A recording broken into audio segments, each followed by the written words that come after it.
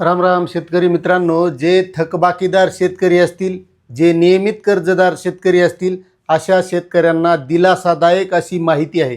कारण शेतकरी मित्रांनो, राज्य सरकारनं कर्जमाफीची घोषणा केलेली आहे। तसं पाहिलं तर निवडणुकीच्या अगोदर त्यांनी 7/12 कोराच करू असं सांगितलं होतं। मात्र 7/12 कोरा करण्याचा निर्णय घेतला नाही त्यांनी। मात्र 2 लाख रुपयांची थकबाकीदार शेतकऱ्यांना कर्जमाफी आणि 50,000 रुपये प्रोत्साहनपर अनुदान जे नियमित कर्ज भरतात अशा शेतकऱ्यांना त्यांनी देण्याचं घोषित केले।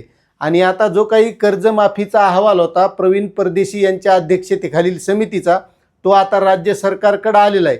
मग आता राज्य सरकार नेमकी किती कर्जमाफी देणार आहे, शेतकऱ्यांना दिलासादायक माहिती आलेली आहे। शेतकरी मित्रांनो, हा अहवाल आता मंत्रिमंडळाच्या बैठकीसमोर ठेवला जाणार। मात्र यामध्ये काय शिफारसी केलेल्या आहेत यावर आता मंत्रिमंडळ चर्चा करणार। मात्र यामध्ये सुद्धा काही पात्रता अपात्रता, काही अटी शर्ती यामध्ये येऊ शकतात आणि त्यासाठी राज्य सरकारनं 35,000 कोटी रुपयाची तरतूद करण्याचं ठरवलेलं आहे। आणि त्यानंतर जर यामध्ये पुन्हा काही वाढ करायची झालं तर पुन्हा वाढ सुद्धा करणार आहे, अशी एक महत्त्वाची माहिती अपडेट आलेली आहे।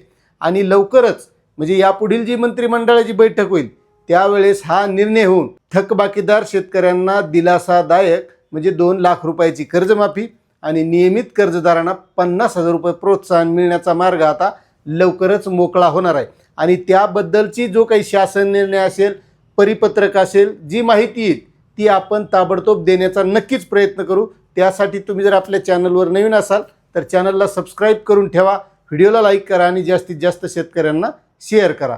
जय जवान जय किसान।